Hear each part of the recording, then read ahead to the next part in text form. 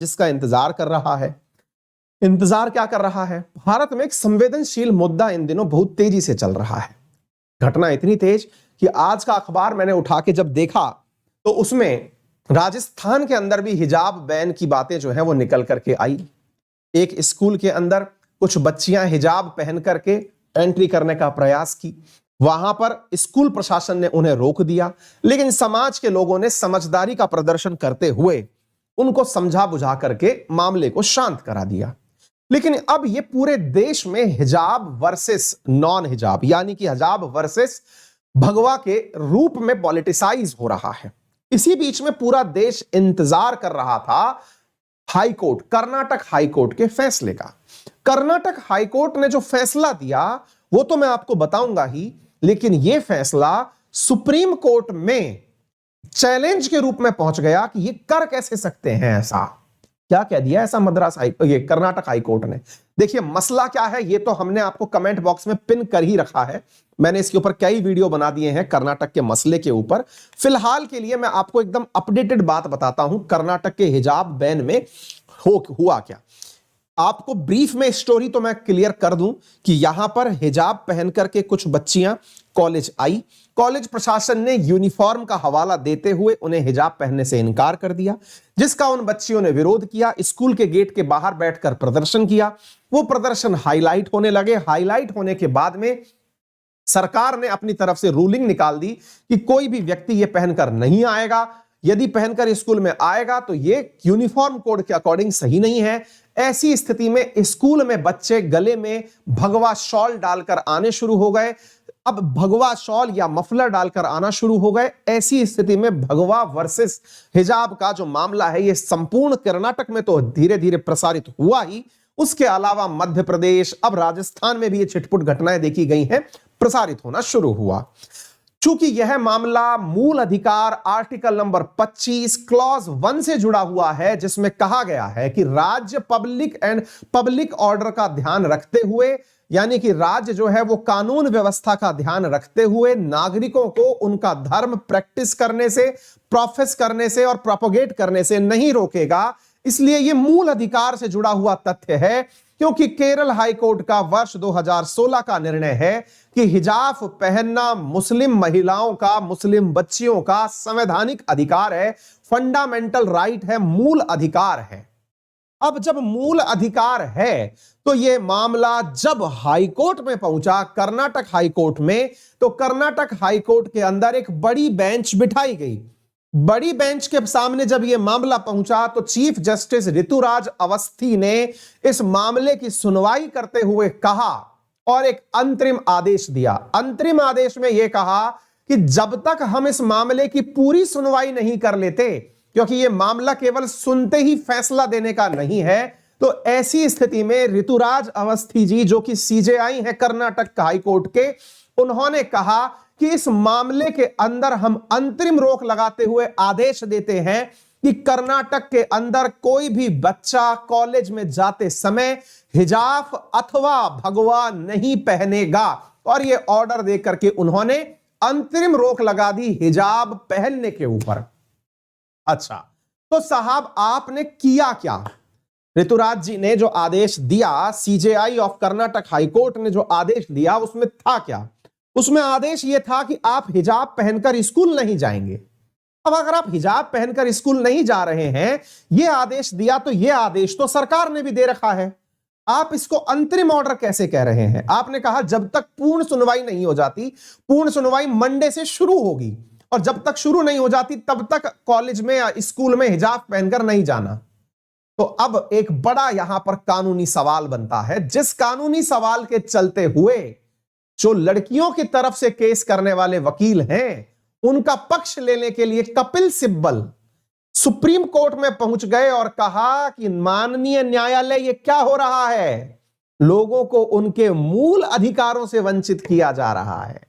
समझ रहे हैं आप? याद रखिएगा, सुप्रीम कोर्ट जो कि आपके मूल अधिकारों का संरक्षक कहा जाता है, अगर उसके पास यह मामला ले जाया गया और कहा गया कि माननीय न्यायालय कर्नाटक हाई कोर्ट ने अपने फैसले को होने तक हिजाब पहनने से इनकार कर दिया है कि हिजाब नहीं पहन कर जाएंगे अगर स्कूल जाना है, इसका मतलब तो आपने मूल अधिकारों से वंचित रहने का आदेश दे दिया है। क्या कोई हाई कोर्ट या सुप्रीम कोर्ट, जो कि खुद मूल अधिकारों का संरक्षक है, समझ गए अब आप, जो खुद मूल अधिकारों का संरक्षक है, इस प्रकार का आदेश कर सकता है जिसमें कोई व्यक्ति मूल अधिकारों से वंचित रहने का कह दिया जाए? यही है सारा मामला और यही है अब तक का रिपोर्ट। अब इस बात पर सुप्रीम कोर्ट ने क्या कहा? सुप्रीम कोर्ट ने कहा, वकील साहब थोड़ा इंतजार करिए। इंतजार इसलिए करिए क्योंकि मंडे से हाईकोर्ट सुनवाई शुरू करेगी। कपिल सिब्बल जी सुप्रीम कोर्ट में दलील दे रहे हैं कि साहब आप इस केस को वहां से उठवा के अपने पास बुला लीजिए, सुप्रीम कोर्ट बुला लीजिए। सुप्रीम कोर्ट कह रहा है कि वकील साहब मामले को बुला तो लेंगे, लेकिन हाईकोर्ट को कुछ तो करने दो, उसको कम से कम मामले पर अंतरिम रोक लगाते हुए आगे सुनवाई तो करने दो। मंडे से वो लोग बैठेंगे, सबके पक्ष सुनेंगे, 1 मिनट में फैसला थोड़ी हो जाएगा। तो फिर वही वाला सवाल बन गया, और ये बहुत बड़ा सवाल है सर। बहुत बड़ा सवाल ये है कि आप सुनवाई तक भी किसी को फंडामेंटल राइट से दूर रख सकते हो क्या? आप पूछेंगे सर इसका मतलब आप कहना यह चाह रहे हैं कि जब तक सुनवाई चले तब तक तो हिजाब पहन के जाना अनिवार्य कर देना चाहिए। अब देखिए यहां पर भी एक सवाल है, अगर हिजाब पहनकर जाना अनिवार्य कर दिया जाए तो यह कानून व्यवस्था के खिलाफ है। कानून व्यवस्था के खिलाफ है से मतलब क्या है? जितना आपको अपना धर्म पालन करने का मूल अधिकार संविधान ने दिया है, उतना ही राज्य को यह शक्ति दी है कि वो पब्लिक ऑर्डर मेंटेन रखे, यानी कि कानून व्यवस्था मेंटेन करे। क्योंकि आपके राइट का, जैसे मैंने आपको कई बार उदाहरण दिया है कि कोरोना काल में पब्लिक ऑर्डर मेंटेन करने के लिए ही राज्य सरकारों ने, केंद्र सरकारों ने लोगों को मंदिर जाने से रोक दिया, नमाज करने से रोक दिया, खुले में आने से रोक दिया, इधर से उधर मिलने से रोक दिया, धार्मिक यात्राएं रोक दी, यानी जो एकदम मैंडेटरी चीजें थी उन सबको रोक दिया। फिर भी आप कुछ नहीं कह पाए, कारण क्योंकि यहां हमारा आर्टिकल 25 पब्लिक ऑर्डर शब्द की व्याख्या करता है। और अगर पब्लिक ऑर्डर की व्याख्या करता है तो अगर हाईकोर्ट यह परमिशन दे दे कि साहब आप हिजाब पहनकर स्कूल जाएं और वहां पर पता चले कि कम्युनल वायलेंस हो जाए, राज्य सरकार कहे कि जनाब आपके कहने से पब्लिक ऑर्डर बिगड़ गया, और पब्लिक ऑर्डर बिगड़ना जो है वो अगेन मूल अधिकार का उल्लंघन है। मेरे प्यारे साथियों, आर्टिकल 25 का इससे जबरदस्त उदाहरण आपको ना तो अभी तक देखने को मिला है ना देखने को मिलेगा। इसीलिए मैं बार बार इस मुद्दे को आपके साथ डील करता चल रहा हूं, क्योंकि जिस दिन कर्नाटक हाईकोर्ट ने यह फैसला सुनाया, मेरे पास बच्चों के मैसेजेस आने शुरू हो गए टेलीग्राम पर, व्हाट्सएप पर, सोशल मीडिया पर, कि सर आपने बहुत पहले कह दिया था कि फैसला इस प्रकार का आएगा। क्योंकि मैं आपको लगातार इस विषय में बताता जा रहा हूं और मैंने आपसे कहा भी था कि कर्नाटक हाईकोर्ट ये कर ही नहीं सकती, वो इस पे स्टे देगी और मामले को बीच में रोकेगी। कारण क्या है? क्योंकि अल्टीमेटली अब यह मामला दो पक्षों में नहीं, दो विचारधाराओं में नहीं, अपितु मूल अधिकार के ही दो प्रोविजंस में फंस गया है। राज्य की बात माने या फिर मूल अधिकार के अंदर जो दूसरा तथ्य है उसको माने। यह फैसला बड़ा ही देखने लायक होगा और निश्चित ही कर्नाटक हाईकोर्ट में जब सुनवाई चलेगी तो पूरे देश की निगाहें उस फैसले के ऊपर होंगी, ऐसा हमारा भी मानना है। तो उम्मीद है आपको यह अपडेट समझ में आ गया होगा।